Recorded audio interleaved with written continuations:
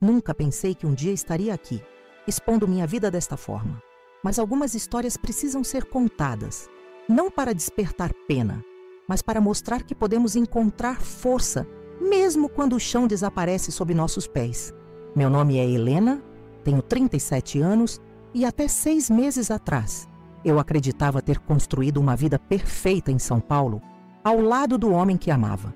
12 anos de casamento, 12 anos construindo sonhos com Rodrigo, meu marido, um apartamento na cobertura dos jardins, minha empresa de moda prosperando, viagens internacionais 2 vezes por ano.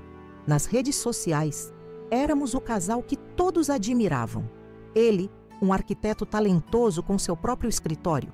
Eu, uma empresária determinada que tinha superado as origens humildes para conquistar espaço no competitivo mundo da moda.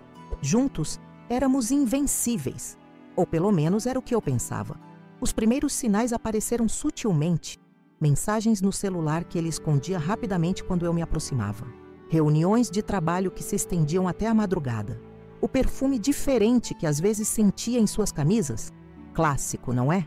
Como somos cegas quando queremos acreditar no amor. Como inventamos desculpas para não enxergar o óbvio. Minha mãe, Dona Marta, sempre dizia que eu era a filha que deu certo. Que minha irmã mais nova, Camila, vivia à minha sombra. Camila, a fotógrafa talentosa, mas instável, que nunca conseguiu se fixar em nada. Camila, que sempre olhava para minha vida com aquele brilho nos olhos que eu interpretava como admiração. Que tola eu fui. Talvez o mais doloroso tenha sido a forma como descobri. Não foi pegando mensagens comprometedoras ou flagrando os dois juntos. Foi através do seu Antônio, o porteiro do nosso prédio há mais de 20 anos, que, sem saber, destruiu meu mundo com uma simples frase. Dona Helena, sua irmã esteve aqui ontem à noite enquanto a senhora estava viajando. O doutor Rodrigo pediu para não avisar ninguém, mas achei que a senhora deveria saber. Seu Antônio sempre foi discreto. Se ele quebrou o protocolo para me contar isso, era porque algo o incomodava. Agradeci com um sorriso automático, enquanto sentia meu estômago afundar. Naquela noite, não confrontei Rodrigo. Algo dentro de mim queria provas. Queria entender a extensão daquela traição. Esperei ele dormir e acessei seu notebook. A senha era a mesma há anos. O dia do nosso casamento. Irônico, não? Encontrei e-mails, conversas, fotos. E então, as passagens aéreas. Fernando de Noronha, pousada Mirante do Atlântico. Tudo reservado para dali a 3 semanas. Uma escapada romântica para meu marido e minha irmã, enquanto eu supostamente estaria em um congresso de moda em Milão. Lembro de ter fechado o computador e ido até a varanda da nossa cobertura. São Paulo brilhava lá embaixo. Milhões de luzes piscando na escuridão. Pessoas vivendo suas vidas, enfrentando suas próprias batalhas. Quantas delas estavam, como eu, descobrindo traições que rasgavam suas almas? Chorei silenciosamente por horas, até que algo mudou dentro de mim. Uma calma estranha, quase assustadora, tomou conta do meu ser. Não seria apenas mais uma mulher traída, destruída, abandonada. Não deixaria que eles saíssem impunes. Nos dias seguintes, atuei como nunca. Sorria, preparava o jantar, perguntava sobre o dia dele. Rodrigo parecia aliviado com minha aparente ignorância. Cheguei até a mencionar o tal congresso em Milão, dizendo que talvez cancelasse por excesso de trabalho. Vi o pânico momentâneo em seus olhos, rapidamente substituído por argumentos sobre como eu merecia aquela viagem, como eu trabalhava demais. Ele precisava que eu estivesse longe. Enquanto isso, eu investigava mais a fundo. Contratei um investigador particular recomendado por Tiago, meu melhor amigo e a única pessoa que sabia o que estava acontecendo. O que descobri foi ainda pior que a traição. Rodrigo e Camila não estavam apenas tendo um caso. Estavam desviando dinheiro da minha empresa há anos. Tinham criado uma conta conjunta no exterior e planejavam fugir juntos após essa viagem. Meu marido e minha irmã não estavam apenas traindo minha confiança. Estavam roubando meu futuro. Juliana, minha amiga mais próxima, queria que eu confrontasse os dois imediatamente. Joga tudo na cara deles, Helena. Expõe para a família inteira, dizia ela indignada. Mas algo em mim queria mais. Queria que eles sentissem a humilhação que eu senti. Queria que enfrentassem as consequências não apenas no privado, mas em público. Queria que vivessem o terror de serem desmascarados quando menos esperassem. Durante 2 meses, trabalhei com advogados e especialistas em crimes financeiros para recuperar meu dinheiro silenciosamente. Consegui provas suficientes para uma denúncia formal. Paralelamente, mantinha a fachada de esposa dedicada e irmã amorosa. Participava dos almoços de domingo no restaurante Sabor Brasileiro, onde nossa família se reunia tradicionalmente. Observava os olhares cúmplices trocados entre Rodrigo e Camila quando achavam que ninguém estava vendo. A cada sorriso falso, minha determinação crescia. Na véspera da tão esperada viagem deles, quando Rodrigo disse que teria uma reunião importante em Brasília, apenas assenti e desejei boa sorte. Assim que ele saiu, acessei o site da companhia aérea. Havia apenas um assento disponível próximo ao deles, exatamente ao lado de Camila. Como se o destino estivesse conspirando a meu favor, não hesitei. Comprei a passagem com o cartão corporativo, o mesmo que Rodrigo achava que eu não monitorava. Naquela noite não consegui dormir. Oscilava entre momentos de determinação feroz e dúvidas atormentadoras. Será que estava indo longe demais? Doutora Beatriz, minha terapeuta, havia me alertado sobre o custo emocional da vingança. Mesmo justificada, a vingança cobra seu preço, dizia ela. Mas então lembrava das fotos, das mensagens, dos planos que eles faziam às minhas custas. E minha resolução voltava ainda mais forte. Arrumei minha mala como quem se prepara para uma batalha. Escolhi cuidadosamente cada peça de roupa, cada acessório. Queria estar impecável no momento do confronto. Não por vaidade, mas porque precisava me sentir poderosa. Quando o sol nasceu, já estava completamente pronta, física e emocionalmente. No caminho para o aeroporto de Congonhas, liguei para a Polícia Federal. Minha denúncia formal já havia sido feita dias antes, mas confirmei que tudo estava preparado para a chegada deles em Fernando de Noronha. O agente me garantiu que estariam lá, discretos, esperando apenas meu sinal. Cheguei ao aeroporto com bastante antecedência. Posicionei-me estrategicamente em uma cafeteria com vista para o portão de embarque. Queria vê-los antes que me vissem. E lá estavam eles, chegando juntos, de mãos dadas, sem qualquer disfarce. Rodrigo carregava as malas. Camila sorria radiante. Pareciam tão felizes, tão despreocupados. Por um instante, senti uma dor aguda no peito. 12 anos de história sendo jogados fora por um homem que claramente nunca me amou de verdade. Permiti que fizessem o check-in e passassem pelo controle de segurança. Só então me levantei, respirei fundo e segui o mesmo caminho. Meu coração batia tão forte que parecia que explodiria a qualquer momento, mas externamente mantinha a calma. Passei pela inspeção de segurança, caminhei até o portão de embarque e aguardei o início do processo de embarque. Quando anunciaram o embarque para o voo Gol G3 565, com destino a Fernando de Noronha, deixei que a maioria dos passageiros entrasse primeiro. Queria que eles já estivessem acomodados, sentindo-se seguros em seu pequeno mundo de traição antes de eu aparecer. Finalmente, com as pernas ligeiramente trêmulas, mas a cabeça erguida, entreguei meu cartão de embarque à atendente e entrei no avião. Caminhei pelo corredor estreito do avião, meus olhos fixos na fileira 23, assentos A, B e C. Rodrigo havia reservado o assento da janela para si, colocando Camila no meio, típico dele, sempre querendo o melhor lugar. Quando me aproximei, pude ver o exato momento em que me notaram. Rodrigo estava guardando uma pequena mala no compartimento superior e, ao me ver, congelou com os braços ainda erguidos. Camila, já sentada, levantou os olhos de seu celular e o sorriso em seu rosto desapareceu instantaneamente. Helena? A voz de Rodrigo saiu estrangulada, quase um sussurro. O que você está fazendo aqui?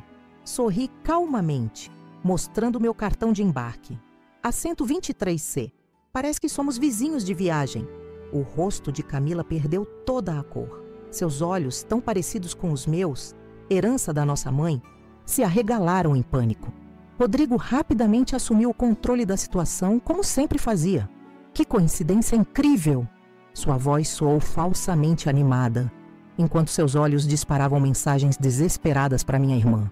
Estou indo para uma reunião com um cliente potencial em Fernando de Noronha e convidei Camila para fazer algumas fotos do local.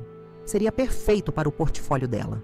Naquele momento, vários passageiros já observavam a cena com curiosidade. A aeromoça parou atrás de mim, perguntando educadamente se havia algum problema. Respondi que não, que estava apenas surpresa por encontrar meu marido e minha irmã, já que eles haviam dito que estariam em lugares completamente diferentes. Que mundo pequeno, não é mesmo? Comentei alto o suficiente para que os passageiros próximos ouvissem. Sentei-me no assento do corredor, ao lado de Camila, que parecia ter sido pregada ao assento.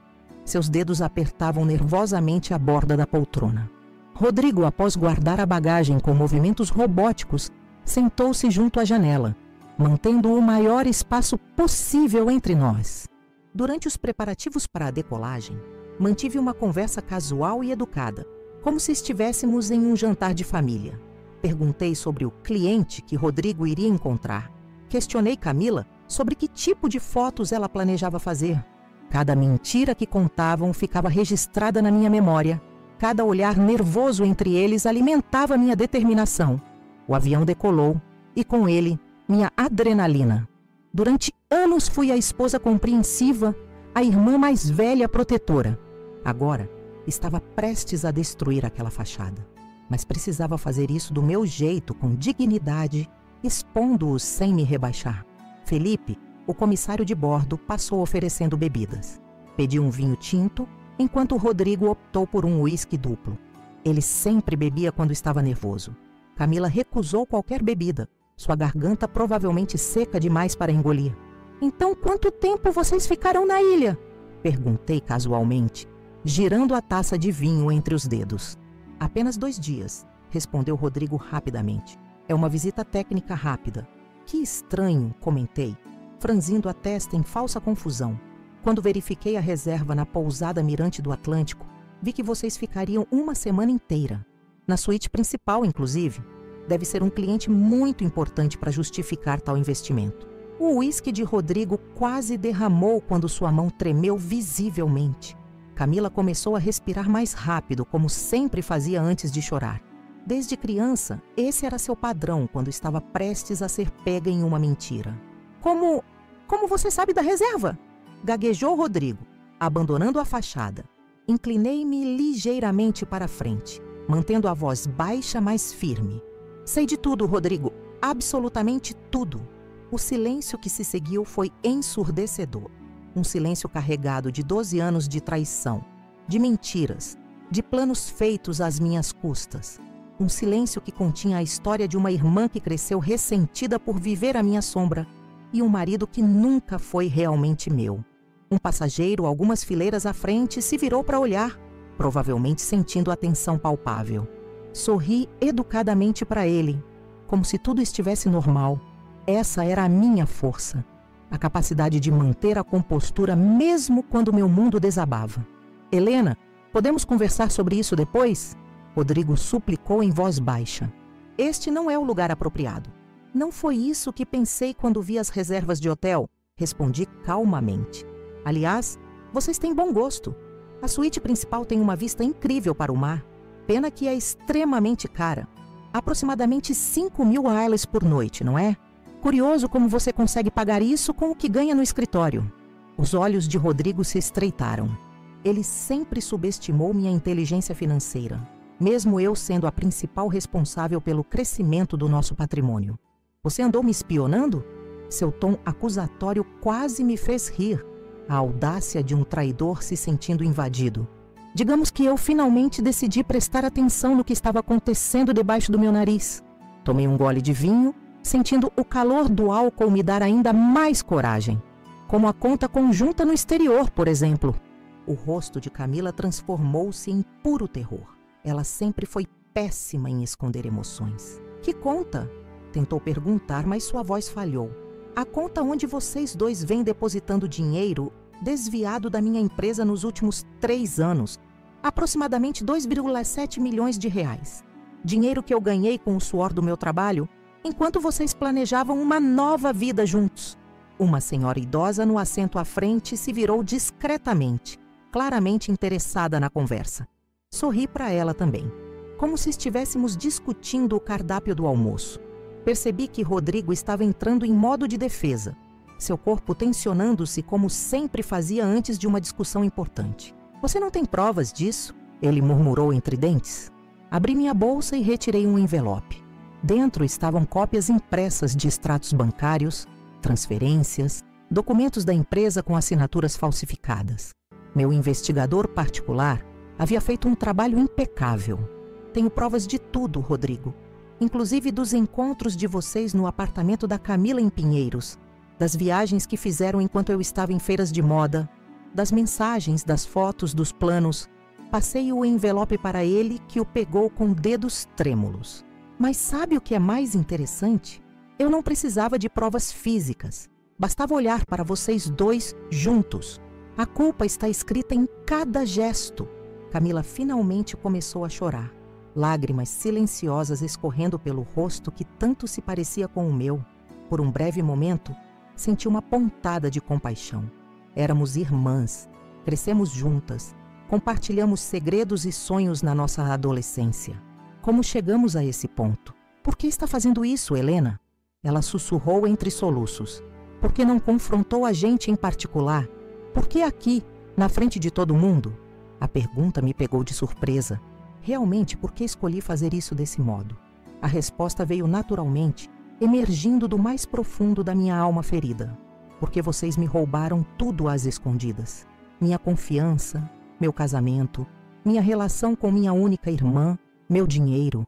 Fizeram isso nas sombras, rindo de mim pelas costas, provavelmente me chamando de tola, de cega. Então achei justo que as consequências fossem públicas. Felipe, o comissário, aproximou-se novamente, claramente percebendo que algo estava errado. Está tudo bem por aqui? Perguntou com genuína preocupação. Perfeitamente bem, respondi com um sorriso educado. Apenas uma reunião familiar inesperada. Quando ele se afastou, Rodrigo tentou recuperar o controle da situação. Sempre o manipulador, sempre confiante em sua capacidade de contornar problemas. Helena, isso é um mal-entendido? Sim, Camila e eu estamos viajando juntos, mas não é o que você está pensando. E quanto ao dinheiro, são investimentos legítimos da empresa. Posso explicar cada centavo. Balancei a cabeça, quase com pena da patética tentativa. Não insulte minha inteligência, Rodrigo, não mais. Sei exatamente o que vocês estavam planejando. Esta viagem seria apenas o começo. Depois, viriam transferências maiores, a venda discreta de bens, talvez até um acidente conveniente comigo. Os olhos dele se arregalaram com a insinuação. Você está louca? Jamais pensaríamos em te machucar. Não fisicamente, talvez, mas emocionalmente, financeiramente. Vocês já me destruíram de todas as formas possíveis. Camila enxugou as lágrimas, tentando recuperar alguma dignidade. Não foi planejado, Helena. Simplesmente aconteceu, nos apaixonamos. Quase ri do clichê. Se apaixonaram pelo meu dinheiro, isso sim. Ou você vai negar que as transferências começaram exatamente 2 semanas depois do primeiro encontro de vocês? Coincidência interessante. Ela não tinha resposta para isso. O silêncio confirmava tudo. Minha própria irmã, a garota com quem dividi quarto durante toda a adolescência, com quem troquei confidências sobre nossos primeiros amores, havia se transformado em uma estranha disposta a me trair da pior forma possível. O restante do voo transcorreu em um silêncio tenso. Rodrigo tentou algumas vezes retomar a conversa, ensaiando explicações elaboradas que eu simplesmente ignorava. Camila alternava entre choro silencioso e tentativas de justificar o injustificável. Eu mantinha minha postura calma, ocasionalmente, trocando sorrisos educados com outros passageiros, como se aquela situação absurda fosse apenas mais um dia normal na minha vida. 2h30 depois, o piloto anunciou nossa aproximação de Fernando de Noronha. O paraíso tropical, que deveria ser cenário do romance deles, se transformaria no palco da minha vingança. Não era apenas sobre humilhação pública, embora confesso que havia certa satisfação nisso, mas sobre justiça, sobre consequências para ações inescrupulosas. O que você pretende fazer agora? Rodrigo finalmente perguntou, enquanto o avião iniciava a descida. Guardei minha taça vazia e ajustei o cinto de segurança. Agora vamos desembarcar civilizadamente. Vamos sorrir para as pessoas, como a família feliz que fingimos ser por tanto tempo. E então, quando sairmos do terminal, deixei a frase inacabada propositalmente, vendo o pânico crescer nos olhos dele. Rodrigo sempre odiou não ter controle total das situações. Era parte do que o tornava um arquiteto brilhante e um ser humano terrível. O avião pousou suavemente na pista. Enquanto aguardávamos para desembarcar, Felipe, o comissário, passou por nós e discretamente me entregou um pequeno bilhete. Se precisar de qualquer coisa durante sua estadia, murmurou com um olhar de solidariedade. Apenas assenti em agradecimento, tocada pelo gesto inesperado. Saímos do avião em fila indiana. Eu na frente, Camila no meio, Rodrigo por último. Como uma estranha procissão familiar. No saguão de desembarque, peguei meu celular e enviei uma mensagem rápida. Era o sinal combinado. Vamos pegar as malas, sugeri, como se fôssemos realmente continuar aquela farsa de viagem juntos. Rodrigo e Camila trocaram olhares confusos, claramente sem entender meu jogo. No carrossel de bagagens, observei enquanto Rodrigo pegava as malas de ambos. Sempre o cavalheiro quando convinha. Agora vamos resolver isso como adultos, ele começou, quando estávamos prestes a sair do terminal. Podemos conversar no hotel, esclarecer tudo. Não haverá hotel para vocês, respondi calmamente. E então, como se seguissem um roteiro perfeitamente ensaiado, 2 agentes da Polícia Federal se aproximaram. Identifiquei o agente Marcelo, com quem havia falado por telefone várias vezes nas últimas semanas. Rodrigo Mendonça e Camila Duarte? Perguntou formalmente, mostrando sua identificação. O choque nos rostos deles foi impagável. Camila empalideceu tanto que achei que desmaiaria. Rodrigo, sempre rápido em situações de pressão, tentou assumir seu tom profissional. Sim, sou eu. Algum problema, oficial? Os senhores estão sendo investigados por desvio de recursos, falsificação de documentos e formação de quadrilha. Precisamos que nos acompanhem para prestar esclarecimentos. Outros passageiros pararam para observar a cena. Alguns discretamente, outros nem tanto. Vi Felipe, o comissário, a alguns metros de distância, observando com uma expressão de satisfação contida. Isso é um absurdo, protestou Rodrigo, seu rosto ficando vermelho de raiva. Helena, você não pode fazer isso. Eu não fiz nada, Rodrigo. Foram as suas ações que nos trouxeram até aqui. Eu apenas garanti que houvesse consequências para elas. Camila avançou em minha direção, seu rosto contorcido em uma mistura de raiva e desespero. Por que, Helena? Por que você fez isso? Por que não simplesmente nos confrontou antes? Foi a segunda vez que ela fez essa pergunta. E dessa vez eu tinha uma resposta clara. Porque vocês me roubaram muito mais que dinheiro. Roubaram minha confiança. E isso tem um preço muito mais alto.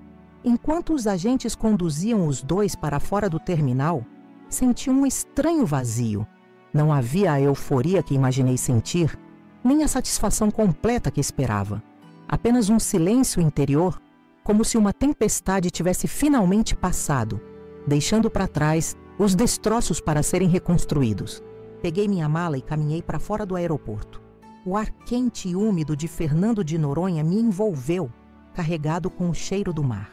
Ao longe, podia ver o azul infinito do oceano, as falésias verdejantes, toda a beleza natural que deveria ter sido cenário de traição e agora seria palco de meu recomeço. Enquanto esperava por um táxi, vi Felipe saindo do terminal. Ele sorriu discretamente para mim em um gesto de solidariedade silenciosa. Retribuí o sorriso, sentindo uma conexão inesperada com aquele estranho que testemunhara um dos momentos mais intensos da minha vida. O taxista perguntou para onde eu gostaria de ir. Por um momento hesitei. Não havia planejado ficar na ilha. Minha missão estava cumprida. Mas algo dentro de mim resistiu à ideia de voltar imediatamente para São Paulo, para o apartamento vazio, para as memórias que precisariam ser processadas. Para a Praia do Sancho, por favor, decidi impulsivamente. Enquanto o táxi serpenteava pelas estradas da ilha, olhei pela última vez para o aeroporto, onde um carro da Polícia Federal se afastava, levando Rodrigo e Camila. O capítulo mais doloroso da minha vida estava se encerrando. Mas o que viria a seguir? Essa era a pergunta que eu ainda não tinha coragem de responder. O táxi seguia pela estrada sinuosa que corta a ilha de Fernando de Noronha, revelando a cada curva vistas de tirar o fôlego. O motorista, um ilhéu de meia-idade chamado Severino, tentava puxar conversa, apontando pontos turísticos e compartilhando histórias locais. Respondia com monossílabos, minha mente ainda processando os eventos das últimas horas. A senhora veio sozinha para a ilha? É raro ver turistas desacompanhados por aqui. A pergunta inocente de Severino me atingiu como uma bofetada. Até aquela manhã, eu não planejava estar ali. Até algumas semanas atrás, acreditava ter um casamento sólido e uma irmã que me amava. Era para ser uma viagem em família, respondi vagamente. Mas os planos mudaram de última hora. Severino assentiu, sem fazer mais perguntas. Talvez tenha percebido em minha voz que havia uma história complicada por trás daquela resposta simples. O restante do trajeto transcorreu em silêncio, permitindo que meus pensamentos vagassem. Lembrei-me do momento exato em que decidi confrontá-los daquela maneira. Foi após uma consulta com a doutora Beatriz, minha terapeuta. O que você realmente quer, Helena? Ela havia perguntado. Vingança ou justiça? Refleti por dias sobre aquela pergunta aparentemente simples. A vingança seria explosiva, momentânea. Um escândalo, gritos, talvez até violência. A justiça exigia planejamento, frieza, consequências reais. Escolhi a justiça. Ou pelo menos era o que dizia a mim mesma. Chegamos à entrada da trilha que leva à Praia do Sancho. Paguei a corrida e pedi a Severino que guardasse minha mala em seu táxi por algumas horas. Ofereci uma quantia generosa que ele inicialmente recusou. A senhora parece precisar de um momento de paz, disse ele com uma sabedoria simples. Vou esperar, sem custo adicional. Agradeci com um nó na garganta. A gentileza de um estranho às vezes nos atinge mais profundamente que a traição daqueles que amamos. A descida até a praia era íngreme, com escadas metálicas fixadas na rocha. Em condições normais, teria hesitado. Sempre tive certo medo de altura, mas naquele dia, nada parecia assustador comparado ao que já havia enfrentado. Desci degrau por degrau, concentrando-me apenas no movimento, deixando que o esforço físico silenciasse temporariamente o turbilhão em minha mente. Ao chegar à praia, fiquei momentaneamente sem fôlego, não pela descida, mas pela beleza surreal do lugar. Uma meia lua de areia branca, abraçada por falésias verdejantes, águas em degradê que iam do turquesa ao azul profundo, o paraíso na terra. E eu estava ali sozinha, quando deveria estar em Milão, enquanto meu marido e minha irmã desfrutariam daquele cenário juntos. Caminhei até a beira d'água e sentei-me na areia. Tirei os sapatos, deixando que as ondas mornas lambessem meus pés. Pela primeira vez desde que descobri a traição, permiti-me chorar livremente, sem plateia, sem necessidade de manter a compostura. Apenas eu, o mar e o céu como testemunhas. Chorei por tudo que havia perdido, pelo amor que acreditei ser verdadeiro, pela irmandade que pensei ser inquebrantável, pelos sonhos futuros que construí ao lado de Rodrigo, filhos que nunca teríamos, aniversários que não celebraríamos, viagens que jamais faríamos. Enquanto as lágrimas corriam, percebi que também chorava por alívio, por finalmente estar livre de uma mentira, por não precisar mais viver na ignorância, naquela falsa felicidade baseada em areia movediça. Perdi a noção do tempo ali sentada. O sol começou a baixar no horizonte, pintando o céu com tons alaranjados. Alguns turistas passavam à distância, tirando fotos, vivendo seus momentos de felicidade genuína. Observá-los me fez questionar. Quando foi a última vez que senti uma alegria verdadeira, não contaminada por mentiras? Foi nesse momento de vulnerabilidade que vi Felipe, o comissário de bordo, descendo a trilha. Por um instante pensei ser coincidência. Fernando de Noronha, apesar de paradisíaca, era uma ilha pequena. Mas quando nossos olhares se cruzaram e ele sorriu timidamente, entendi que havia me procurado. Desculpe a intromissão, disse ele aproximando-se hesitante. Vi o táxi esperando lá em cima e o motorista mencionou que você estaria aqui. Só queria saber se está tudo bem. Em qualquer outro momento, teria considerado aquilo uma invasão de privacidade, talvez até uma abordagem inconveniente. Mas havia algo na sinceridade de seu olhar que desarmou minhas defesas. Define bem, respondi com um sorriso triste. Acabei de entregar meu marido e minha irmã para a polícia. Não tenho para onde ir nesta ilha. E acabei de perceber que os últimos 12 anos da minha vida foram construídos sobre mentiras. Mas estou respirando, o que já é alguma coisa. Felipe sentou-se ao meu lado, mantendo uma distância respeitosa. Posso te fazer companhia por um tempo? Ou prefere ficar sozinha? Refleti por um momento. A solidão que sempre fora minha companheira nos momentos difíceis, de repente parecia assustadora. Pode ficar, mas não quero falar sobre o que aconteceu. Nem precisamos falar, respondeu ele, olhando para o horizonte. Às vezes, só precisamos de alguém ao lado para lembrar que não estamos sozinhos no mundo. Ficamos ali em silêncio por quase 1 hora, observando o sol se pôr. Não era um silêncio desconfortável, daqueles que imploramos para ser preenchido com palavras vazias. Era um silêncio acolhedor, como um abraço invisível. Você está hospedado na ilha? Perguntei finalmente, quando as primeiras estrelas começavam a pontilhar o céu. Temos uma parada de 24 horas antes do voo de retorno, explicou Felipe. A companhia aérea tem parceria com uma pousada simples perto daqui. Assenti, subitamente consciente da minha própria situação. Não tinha reserva em nenhum hotel. Havia planejado tudo meticulosamente até o momento da prisão, mas não pensei no depois. Você não tem onde ficar, não é? Perguntou Felipe, como se lesse meus pensamentos. Não, admiti, mas deve haver vagas em algum hotel por aqui. Felipe balançou a cabeça. Alta temporada em Noronha, tudo reservado com meses de antecedência. Ele hesitou antes de continuar. A pousada onde estamos hospedados geralmente guarda um quarto extra para emergências. Posso verificar se está disponível. Olhei para ele, tentando avaliar suas intenções. Em condições normais, jamais aceitaria a ajuda de um estranho, mas nada naquele dia havia sido normal. Por que está me ajudando? Perguntei diretamente. Felipe refletiu antes de responder. Durante o voo vi como você manteve a dignidade, mesmo enfrentando algo que destruiria a maioria das pessoas. Isso me impressionou, e talvez porque há 3 anos descobri minha noiva com meu melhor amigo. Sei como é sentir que seu mundo desabou. Aquela confissão inesperada quebrou algo dentro de mim. A empatia genuína de alguém que realmente entendia minha dor valia mais que 1000 palavras de consolo vazias. Obrigada. Foi tudo o que consegui dizer. Começamos a subir de volta pela trilha quando a escuridão já dominava a praia. No caminho, Felipe me contou sobre a pousada. Pequena, familiar, longe do glamour da pousada mirante do Atlântico, onde Rodrigo e Camila ficariam. Achei apropriado. Não queria luxo, apenas um lugar para reorganizar meus pensamentos.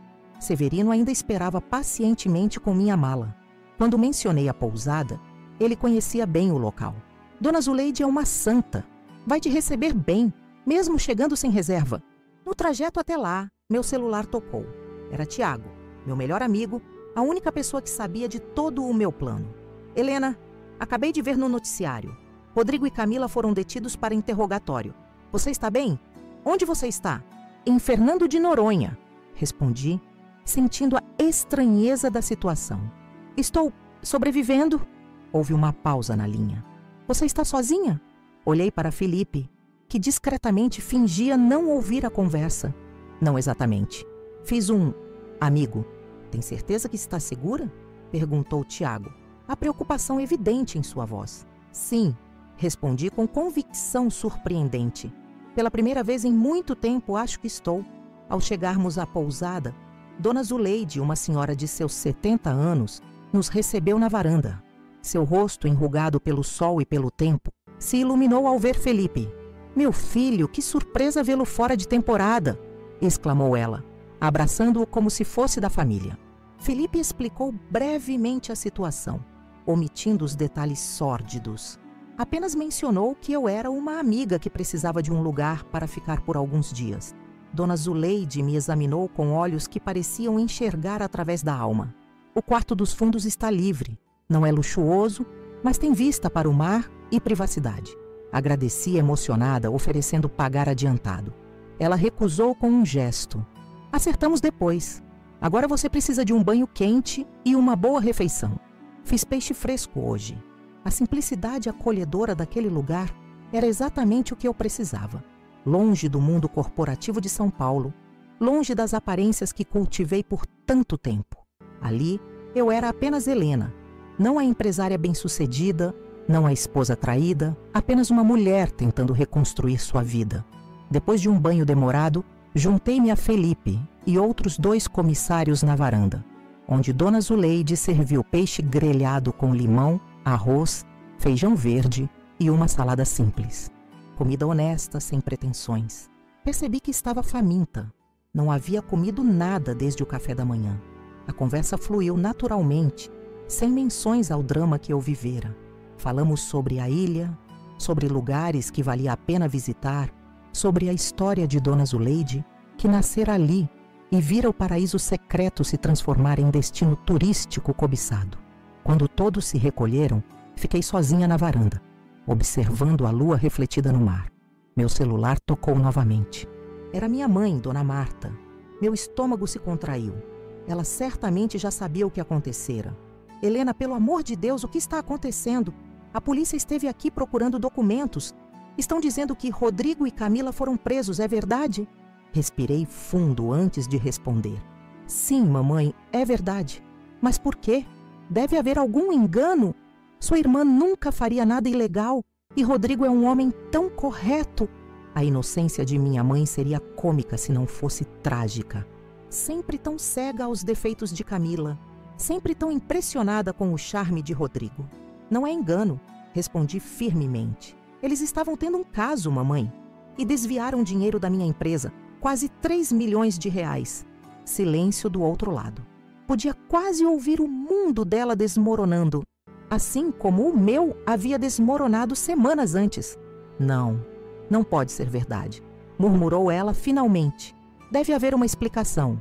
Vocês 3 sempre foram tão unidos. A explicação é simples. Eles me traíram, em todos os sentidos possíveis. Mais silêncio seguido de um soluço abafado. Onde você está agora, filha? Preciso de um tempo sozinha, mamãe. Te ligo nos próximos dias. Desliguei antes que ela pudesse insistir. Sabia que eventualmente teria que enfrentar a família, explicar tudo em detalhes. Provavelmente consolar minha mãe, que sempre foi frágil emocionalmente. Mas não naquela noite. Naquela noite, eu merecia paz.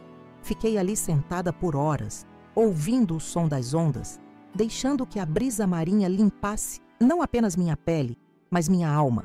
Pensei em tudo que deixara para trás em São Paulo. Meu apartamento cheio de memórias. Minha empresa que precisaria ser reorganizada após o escândalo. Os olhares de pena que certamente receberia quando a história se espalhasse. E ela se espalharia sem dúvida. Pensei também no que Rodrigo e Camila estariam enfrentando naquele momento. Interrogatórios, vergonha pública, talvez até prisão preventiva, dependendo das evidências que a Polícia Federal encontrasse. Surpreendi-me ao perceber que não sentia satisfação com o sofrimento deles. Apenas um vazio, uma sensação de desperdício. Tanto potencial, tantos sonhos, jogados fora por ganância e desejo. Quando o primeiro raio de sol surgiu no horizonte, ainda estava acordada. Havia tomado uma decisão. Ficaria na ilha por 1 semana. Não para visitar os lugares que Rodrigo e Camila planejavam conhecer, mas para encontrar meu próprio caminho naquele paraíso. Para respirar, pensar, planejar meu futuro sem eles. Dona Zuleide me encontrou ali ao amanhecer, trazendo uma xícara de café forte. Noite difícil? Perguntou gentilmente. A primeira de muitas, imagino. Respondi com honestidade. Ela sentou-se ao meu lado, seus olhos sábios fixos no horizonte. Sabe, minha filha, vivi quase toda a minha vida nesta ilha. Vi tempestades que pareciam que iam arrancar tudo do lugar. Mas no dia seguinte, o sol sempre nasce. A praia pode estar diferente, algumas árvores podem ter caído, mas a vida continua. E geralmente fica mais bonita depois. Aquela filosofia simples, vinda de alguém que enfrentara os elementos por décadas, tocou algo profundo em mim. Eu sobreviveria a essa tempestade. E talvez, apenas talvez, encontraria uma beleza diferente depois dela. Obrigada, disse, segurando a mão enrugada dela. Acho que vou ficar por uma semana se não for incômodo. Fique o tempo que precisar, respondeu ela, apertando minha mão de volta. Às vezes precisamos de distância para enxergar com clareza. Naquele momento, olhando o sol nascer sobre o Atlântico, senti algo que não esperava sentir tão cedo. Esperança. Não uma esperança ingênua de que tudo se resolveria magicamente, mas a certeza resiliente de que eu construiria algo novo a partir dos escombros. Algo genuíno dessa vez. Algo que fosse realmente meu. Os dias seguintes em Fernando de Noronha assumiram um ritmo próprio, como se a ilha tivesse decidido me acolher em seu tempo particular, diferente da velocidade frenética de São Paulo. Acordava com o nascer do sol, tomava café na varanda da pousada de Dona Zuleide e depois caminhava pelas praias quase desertas nas primeiras horas da manhã. Felipe e os outros comissários voltaram para São Paulo no segundo dia, como planejado.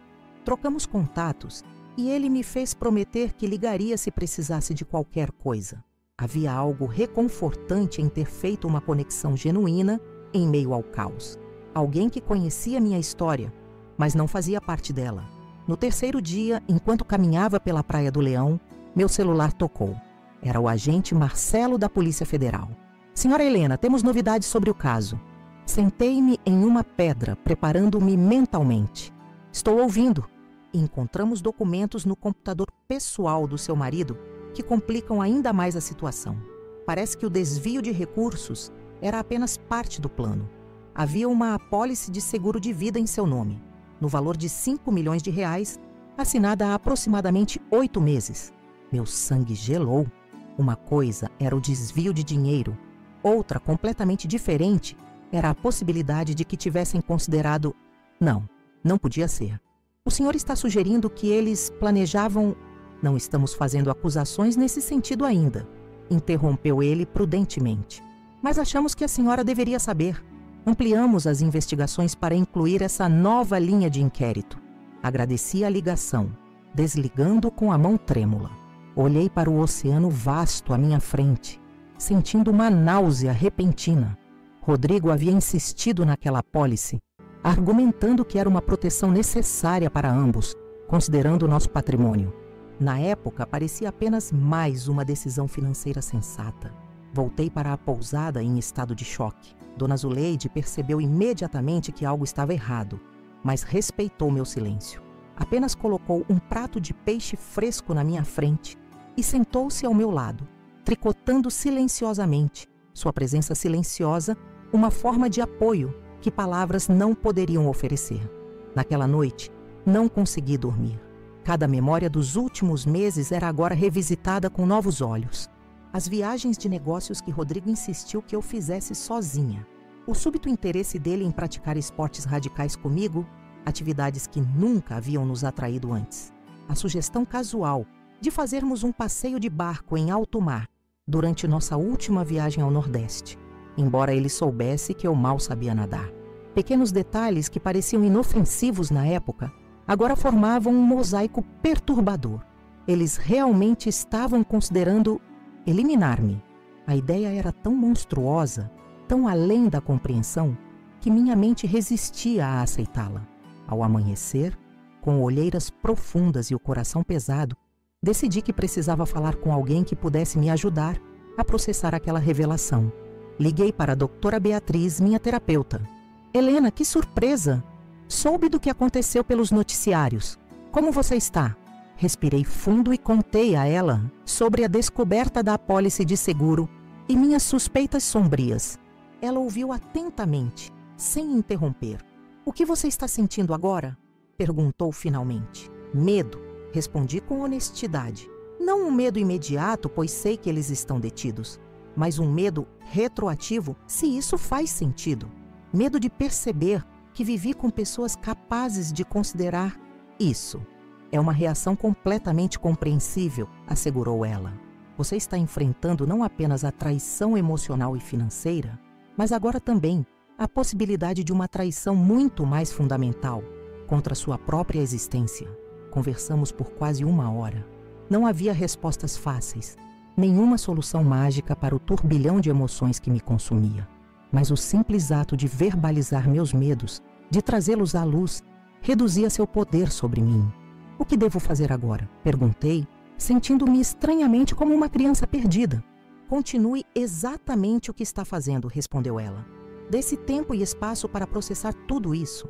A distância física de São Paulo é benéfica neste momento. Permita-se sentir raiva, tristeza, medo. Todos os sentimentos são válidos. E lembre-se, você já demonstrou uma força extraordinária. Confie nessa força. Após desligar, caminhei até a praia mais próxima e fiz algo que não fazia desde a infância.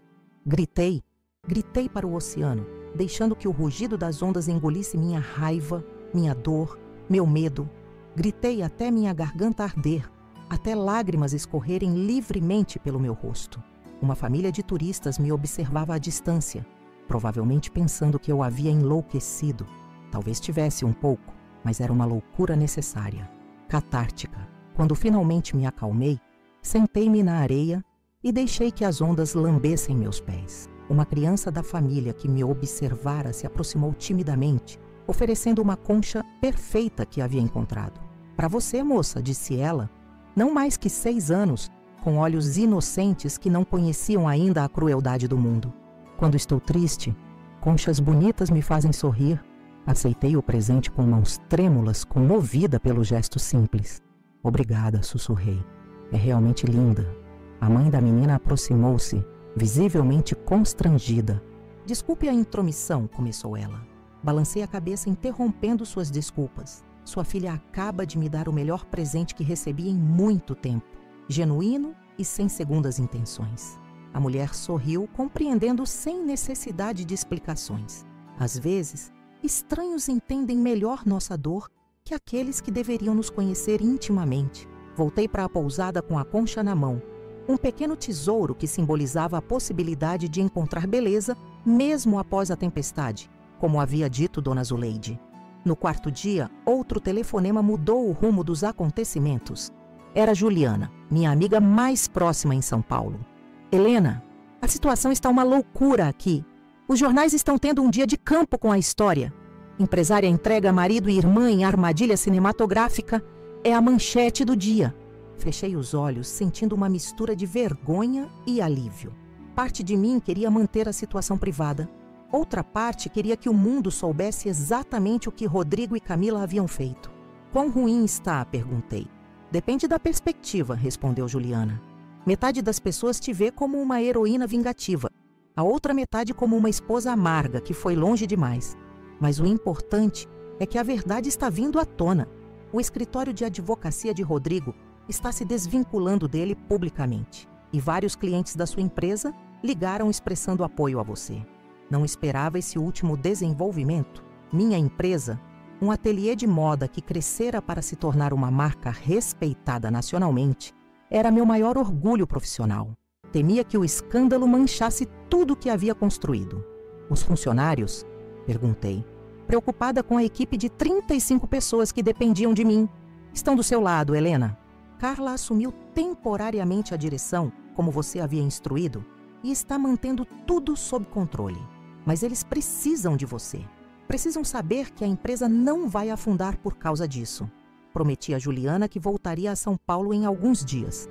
Antes, porém, precisava completar meu processo pessoal de cura naquela ilha que havia se tornado um improvável refúgio. Naquela tarde, Dona Zuleide me convidou para ajudá-la na cozinha.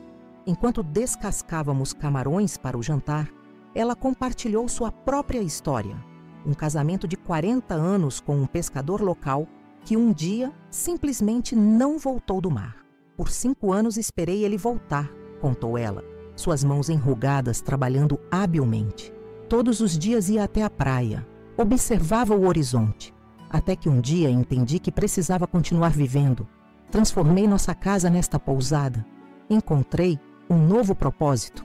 Sua história me tocou profundamente, não pela similaridade das circunstâncias, mas pela lição subjacente. A vida continua, mesmo após perdas devastadoras, e podemos escolher como continuar. No 5º dia, recebi outro telefonema da Polícia Federal. O agente Marcelo informou que haviam encontrado registros de pesquisas no computador de Rodrigo sobre acidentes em alto mar e como fazer parecer um afogamento acidental. As evidências circunstanciais se acumulavam, fortalecendo a teoria mais sombria sobre seus planos. Estamos solicitando a prisão preventiva de ambos, explicou ele.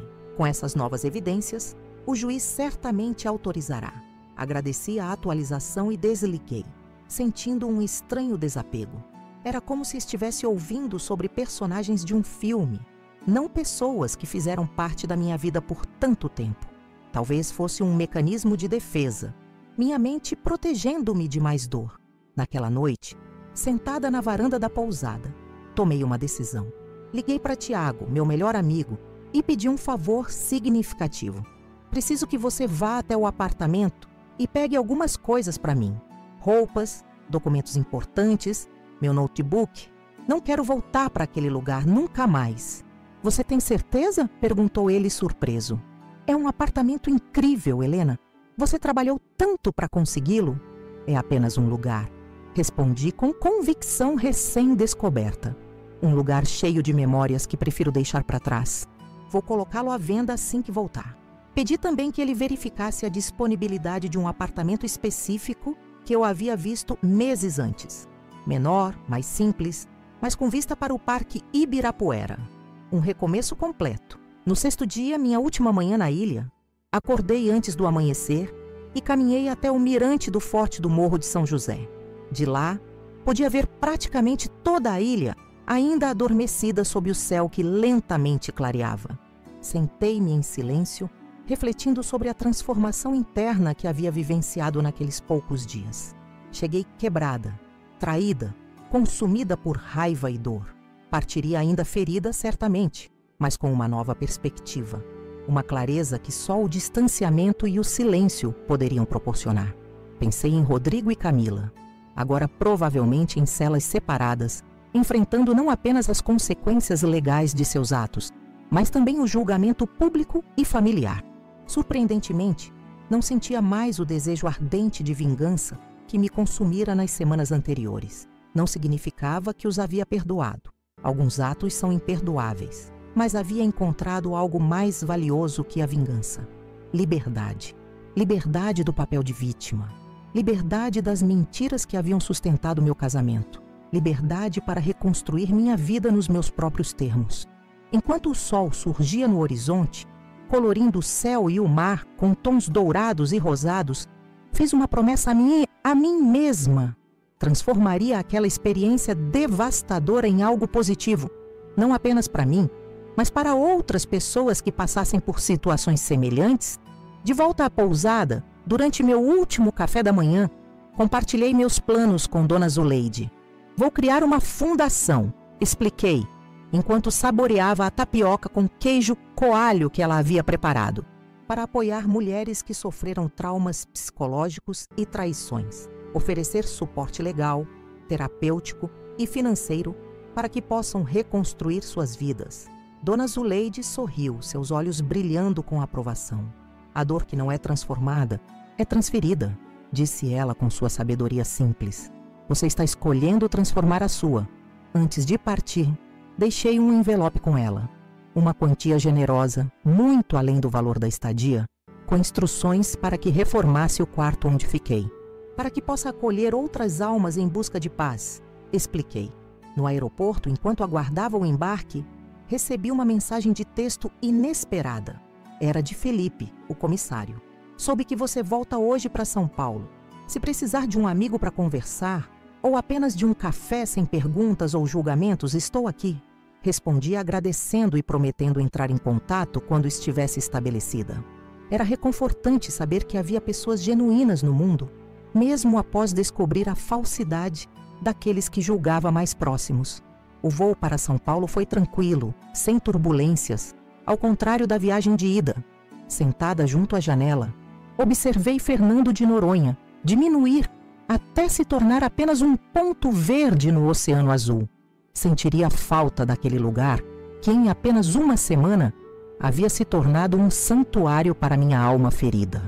Quando o avião iniciou sua aproximação de São Paulo, senti uma ansiedade crescente.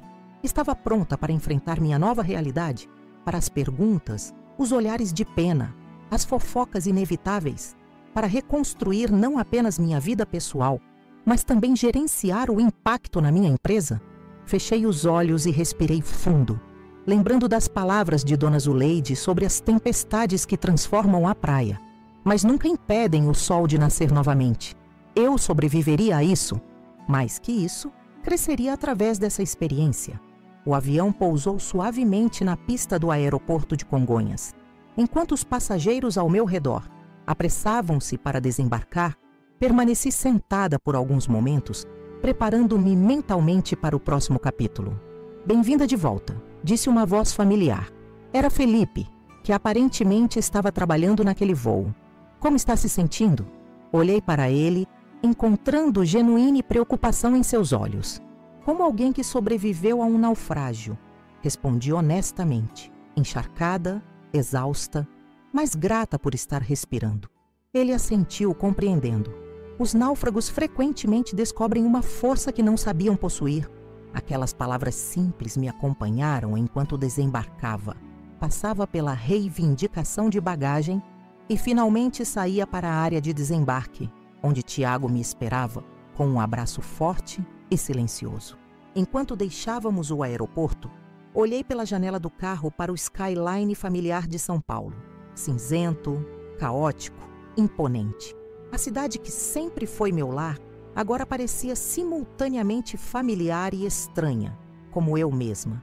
"Para onde?", perguntou Tiago. "Para o futuro", respondi simplesmente. Os primeiros dias de volta a São Paulo foram como navegar por um território estrangeiro em um mapa familiar. As ruas eram as mesmas, os edifícios reconhecíveis, mas eu havia mudado profundamente. Como Tiago havia prometido, meus pertences essenciais estavam no novo apartamento, menor que minha cobertura anterior, mas acolhedor e, mais importante, sem memórias dolorosas impregnadas nas paredes. A vista para o Parque Ibirapuera oferecia um respiro de verde em meio ao concreto da cidade. Nas primeiras manhãs, acordava com o sol nascendo sobre as copas das árvores, um espetáculo que nunca havia valorizado adequadamente antes. Pequenos prazeres simples que agora pareciam tesouros inestimáveis. No terceiro dia após meu retorno, finalmente reuni coragem para visitar minha empresa.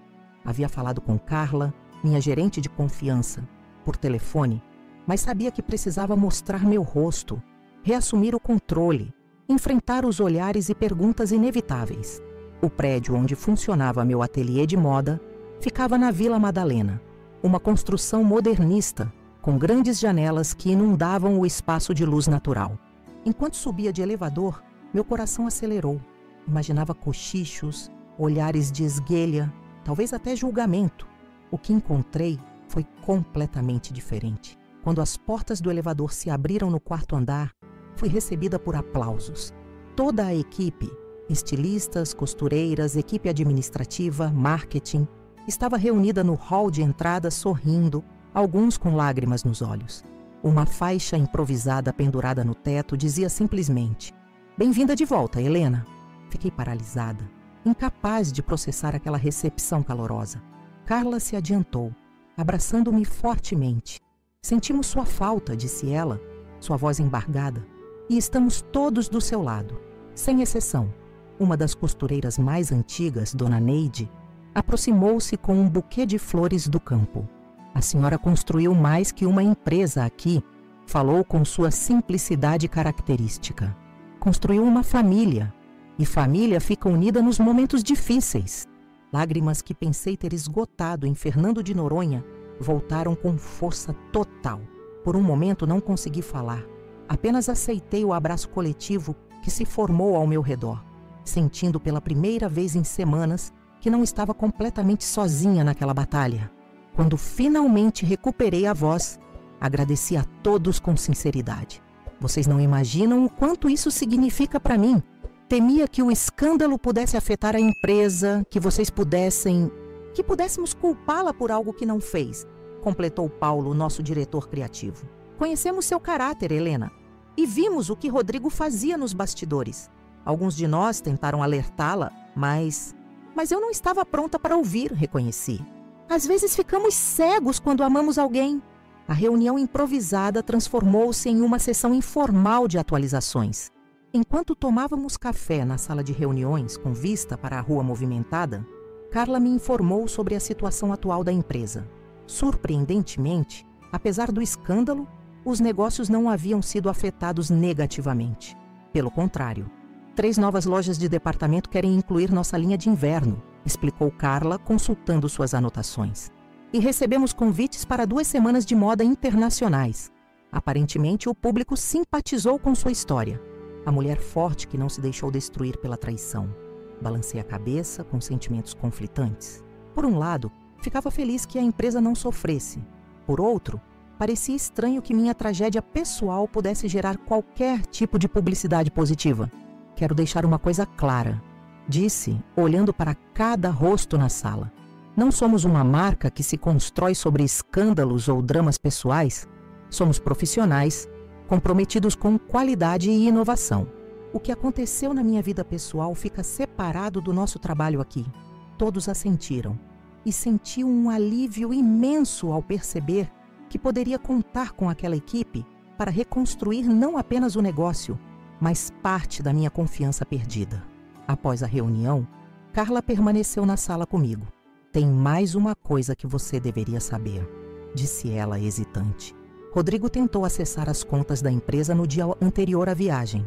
Se a transferência bancária que ele tentou fazer tivesse sido aprovada, estaríamos falidos agora. O choque deve ter sido visível em meu rosto. Como isso não aconteceu? Lembra quando você implementou o sistema de dupla aprovação para transferências acima de 50 mil? Foi isso que nos salvou. Ele tinha uma das senhas, mas não conseguiu a segunda aprovação.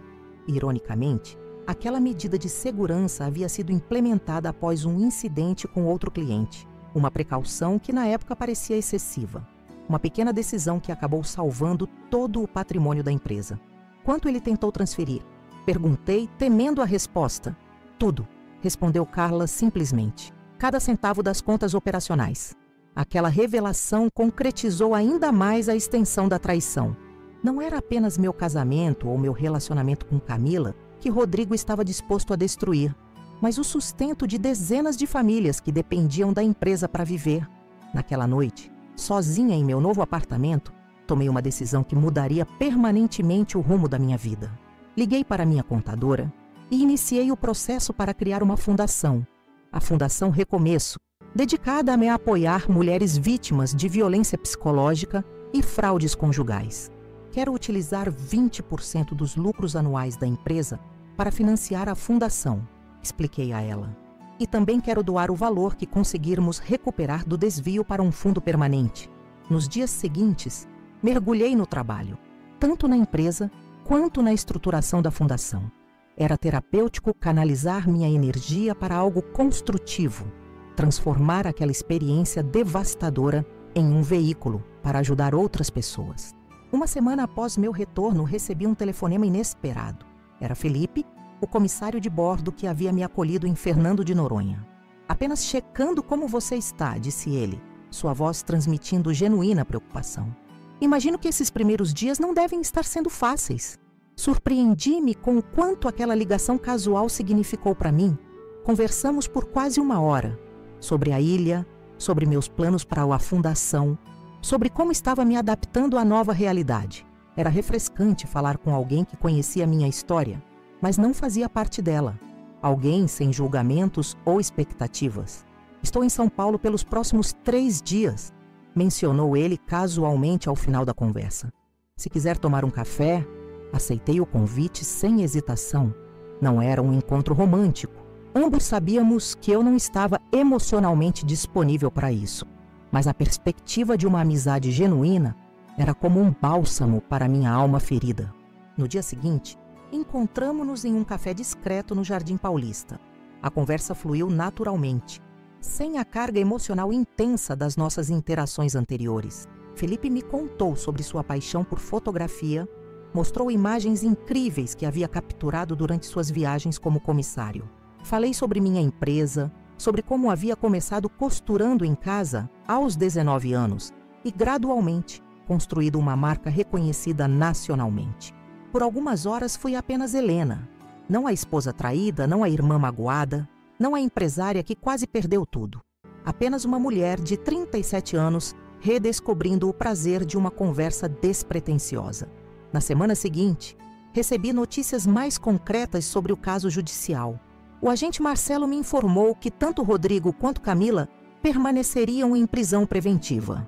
As evidências do desvio financeiro eram incontestáveis e as investigações sobre o possível plano mais sinistro, envolvendo a apólice de seguro, continuavam. Eles querem negociar, revelou o agente. Ofereceram devolver o dinheiro em troca de redução de pena. Eles ainda têm acesso ao dinheiro? Perguntei surpresa.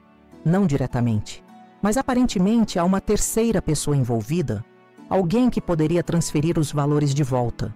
Estamos investigando quem seria. Aquela informação era perturbadora.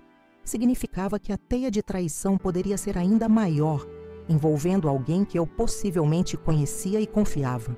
Quero o dinheiro de volta, respondi finalmente. Não para mim, mas para a fundação.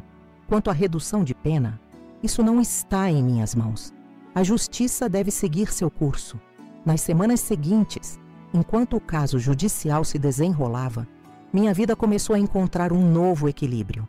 A empresa prosperava, a fundação tomava forma e eu gradualmente reconstruía minha identidade. Não mais como a esposa de Rodrigo ou a irmã mais velha de Camila, mas simplesmente como Helena. Minha mãe, Dona Marta, finalmente conseguiu me visitar. O encontro foi doloroso inicialmente. Ela ainda lutava para aceitar a verdade sobre Camila, tentando encontrar justificativas, minimizar sua culpa. Mas quando mostrei a ela as evidências concretas, incluindo fotografias e mensagens explícitas entre os dois, ela finalmente enfrentou a realidade. Onde foi que eu errei com ela? Perguntou desolada, as lágrimas escorrendo por seu rosto envelhecido. Não foi sua culpa, mamãe, respondi, segurando suas mãos trêmulas. Camila fez suas escolhas, assim como Rodrigo, assim como todos nós. Aquela conversa marcou o início de um processo de cura também para minha mãe. Aos poucos, ela deixou de lado a negação e começou a processar seu próprio luto pela filha que pensava conhecer. 3 meses após meu retorno a São Paulo, a Fundação Recomeço foi oficialmente inaugurada. Alugamos um espaço no bairro do Itaim, onde mulheres poderiam receber assistência jurídica, psicológica e, em casos necessários, suporte financeiro para recomeçar suas vidas após relacionamentos abusivos. No dia da inauguração, organizamos um evento discreto, sem a presença da imprensa. Para minha surpresa, Felipe apareceu trazendo orquídeas brancas, minhas favoritas, como havia mencionado casualmente em uma de nossas conversas. Não poderia perder, explicou ele com um sorriso caloroso. O nascimento de algo belo a partir de tanta dor merece ser celebrado. Nossos encontros haviam se tornado mais frequentes nas últimas semanas. Ainda não era um relacionamento romântico, ambos respeitávamos o tempo necessário para minha completa cura. Mas havia um afeto crescente, uma conexão genuína que alimentava minha esperança no futuro. 6 meses após a prisão de Rodrigo e Camila, o julgamento foi finalmente concluído. Ambos foram condenados por fraude financeira e formação de quadrilha. As acusações relacionadas ao possível plano envolvendo a apólice de seguro não puderam ser formalmente comprovadas, mas as evidências circunstanciais foram suficientes para aumentar suas penas.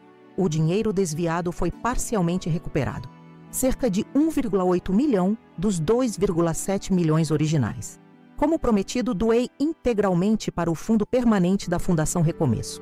No dia em que soube da sentença final, fui até a praia de Ibirapuera sozinha. Sentei-me na grama, observando famílias passeando, crianças brincando, casais de mãos dadas. A vida seguindo seu curso, como sempre faz, independentemente de nossas tragédias pessoais. Tirei do bolso a pequena concha que a criança havia me dado em Fernando de Noronha.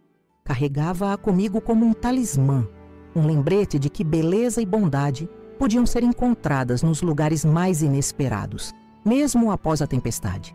Meu celular vibrou com uma mensagem de Felipe. Soube da sentença. Como está se sentindo?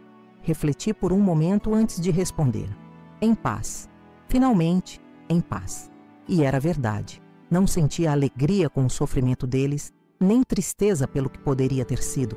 Apenas aceitação. O capítulo havia terminado. O livro da minha vida continuava, com páginas em branco esperando para serem preenchidas. Naquela noite, jantei com Felipe em um restaurante simples no centro. Enquanto conversávamos sobre tudo e nada, percebi que estava sorrindo genuinamente, sem esforço. Em algum momento nos últimos meses, sem perceber, havia atravessado a linha invisível entre sobreviver e viver novamente. No que está pensando? Perguntou ele, notando meu momentâneo silêncio reflexivo. Que a vida é estranha, respondi honestamente. Há um ano, eu me considerava uma mulher de sorte, com um casamento perfeito e uma família unida. Tudo era uma ilusão. Perdi tudo isso, mas de alguma forma encontrei algo mais valioso: autenticidade, relacionamentos verdadeiros, propósito renovado. Felipe ergueu sua taça em um brinde silencioso. Não precisávamos de palavras grandiosas ou declarações dramáticas. A simplicidade daquele momento continha toda a verdade necessária. Um ano depois daquele fatídico voo para Fernando de Noronha, voltei à ilha. Desta vez, não como uma mulher quebrada em busca de vingança, mas como alguém em busca de gratidão. Levei comigo apenas uma pequena mala e Felipe, que havia se tornado não apenas um amigo precioso, mas um companheiro no sentido mais profundo da palavra. Hospedamo-nos na pousada de Dona Zuleide, que nos recebeu com abraços calorosos e seu sorriso sábio. O quarto que eu havia ajudado a reformar estava lindamente renovado, com uma placa discreta na porta. Suíte Recomeço. Na manhã seguinte, caminhamos até a Praia do Sancho ao amanhecer, o lugar onde, um ano antes, havia chorado todas as minhas lágrimas e gritado toda a minha dor.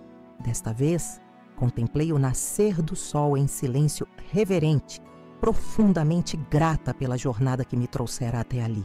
Sabe o que aprendi? Disse a Felipe, enquanto observávamos as cores do céu mudarem do rosa ao dourado. Que às vezes precisamos perder tudo que pensávamos ser importante para descobrir o que realmente importa. Ele apertou minha mão gentilmente. E o que realmente importa para você, Helena? Olhei para o horizonte infinito, para o encontro perfeito entre céu e mar, e soube com clareza cristalina a resposta. Autenticidade, integridade e a coragem de recomeçar, mesmo quando parece impossível. Quando olho para trás e revivo toda essa história que acabo de compartilhar com vocês, ainda sinto um turbilhão de emoções. De uma vida aparentemente perfeita a uma traição devastadora, da dor insuportável a um recomeço transformador. Minha jornada de descobrir a traição do meu marido com minha própria irmã, enfrentar não apenas a infidelidade, mas também o roubo e possivelmente algo muito mais sinistro, foi um caminho que nunca imaginei percorrer. O momento em que entrei naquele avião e vi os rostos de Rodrigo e Camila perderem a cor ao me verem, foi apenas o começo. Aquela confrontação pública, que muitos poderiam considerar excessiva, foi na verdade meu primeiro passo para recuperar meu poder. Não seria mais a esposa ingênua, a irmã confiante que vivia em uma bolha de mentiras. Escolhi expor a verdade, não por vingança, embora inicialmente esse sentimento estivesse presente, mas por justiça, por mim mesma. Fernando de Noronha, que deveria ter sido o cenário do romance deles, tornou-se o palco da minha libertação. Aquela ilha paradisíaca, com suas praias de águas cristalinas e falésias verdejantes, testemunhou não apenas a prisão deles, mas também o início do meu processo de cura. Foi ali, sentada na areia da Praia do Sancho, que permiti que minhas lágrimas finalmente caíssem sem restrições. Foi ali que gritei para o oceano toda a minha dor acumulada. A pousada simples de Dona Zuleide tornou-se um refúgio inesperado. Aquela senhora, com sua sabedoria nascida da própria dor e superação, me ensinou que mesmo as piores tempestades passam e que, frequentemente, a praia fica ainda mais bonita depois delas, com novas conchas e tesouros trazidos pelas ondas furiosas. E como não mencionar Felipe, o comissário de bordo que testemunhou meu confronto inicial e, por algum desígnio do destino, reapareceu em minha vida oferecendo uma amizade genuína quando eu mais precisava. Sem expectativas, sem julgamentos, apenas uma presença constante que eventualmente floresceu em algo mais profundo. O retorno a São Paulo foi um teste de força. Enfrentar os olhares, os cochichos, as manchetes sensacionalistas, mas também trouxe surpresas positivas. A recepção calorosa da minha equipe, a lealdade inesperada de clientes e parceiros, a oportunidade de transformar minha dor em propósito através da Fundação Recomeço. A condenação de Rodrigo e Camila não trouxe a satisfação que eu imaginava inicialmente. Quando soube da sentença final, o que senti foi principalmente alívio e uma estranha forma de paz. Não alegria pelo sofrimento deles, nem tristeza pelo que poderia ter sido. Apenas aceitação de que aquele capítulo havia terminado e que as páginas seguintes da minha vida seriam escritas exclusivamente por mim. Um ano depois, quando voltei a Fernando de Noronha, desta vez com Felipe ao meu lado, percebi o quanto havia crescido. Não apenas sobrevivi à traição e à perda, transformei-me através delas. Descobri uma força interior que não sabia possuir. Encontrei autenticidade em relacionamentos verdadeiros. Redescobri o propósito da minha existência.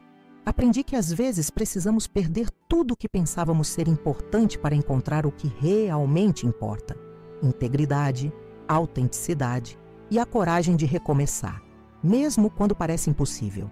Aprendi que somos mais fortes do que imaginamos, mais resilientes do que acreditamos ser. Esta é a minha história. Uma história de traição, sim, mas também de superação.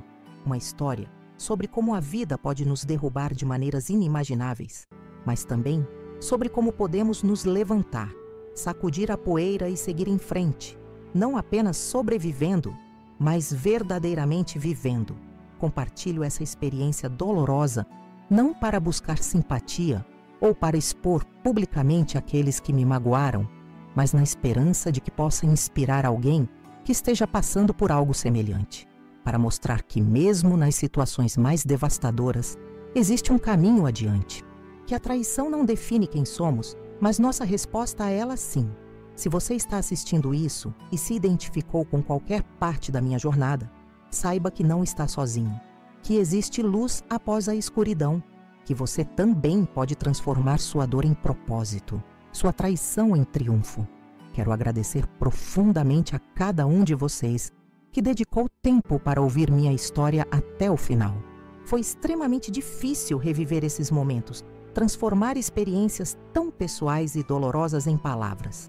Acreditem, cada minuto desse vídeo representou horas de preparação, de buscar na memória detalhes que muitas vezes preferiria esquecer, de expor vulnerabilidades que normalmente mantenho guardadas.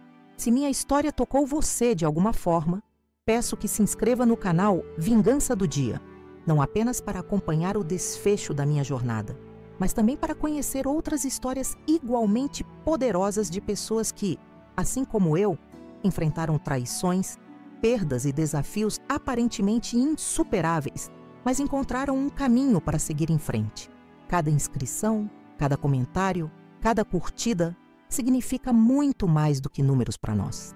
São confirmações de que essas histórias importam, de que compartilhar nossas experiências mais difíceis pode criar conexões genuínas, mesmo através de uma tela. São provas de que não estamos sozinhos em nossas lutas. Nos comentários gostaria de saber, o que você faria no meu lugar? Teria confrontado Rodrigo e Camila de outra forma? Acredita que conseguiria encontrar força para recomeçar após uma traição tão profunda? Ou talvez você já tenha passado por algo semelhante e tenha sua própria história de superação para compartilhar. Cada comentário é lido com atenção e valorizado imensamente. Também peço que explore outros vídeos do canal. Histórias de pessoas que enfrentaram diferentes formas de traição, mas que encontraram maneiras únicas e inspiradoras de se reerguer. Cada história traz uma perspectiva diferente, uma lição valiosa, uma chance de conexão humana genuína. E se o conteúdo do canal Vingança do Dia tem sido significativo para você, consideraria nos apoiar através do Valeu Demais. Esta é uma forma de doação que nos ajuda a cobrir os custos de produção, pesquisa e edição desses vídeos. Cada contribuição, por menor que seja, nos permite continuar trazendo histórias reais, autênticas e impactantes diariamente. A produção desses conteúdos exige recursos significativos, desde equipamentos de qualidade até horas de edição, pesquisa e desenvolvimento de roteiro. Seu apoio no Valeu Demais é o que torna possível manter a qualidade e a frequência desses vídeos, permitindo que alcancemos mais pessoas que precisam ouvir essas histórias de superação. Muito obrigada por estar aqui, por ouvir minha história, por fazer parte dessa comunidade. Lembre-se, não importa quão escura pareça a noite, o amanhecer sempre chega, e frequentemente é após as tempestades mais devastadoras que encontramos as conchas mais belas na praia da vida. Nos vemos no próximo vídeo do Vingança do Dia. Não se esqueça de se inscrever, curtir e comentar. Cada interação faz diferença. Cada história importa, inclusive a sua.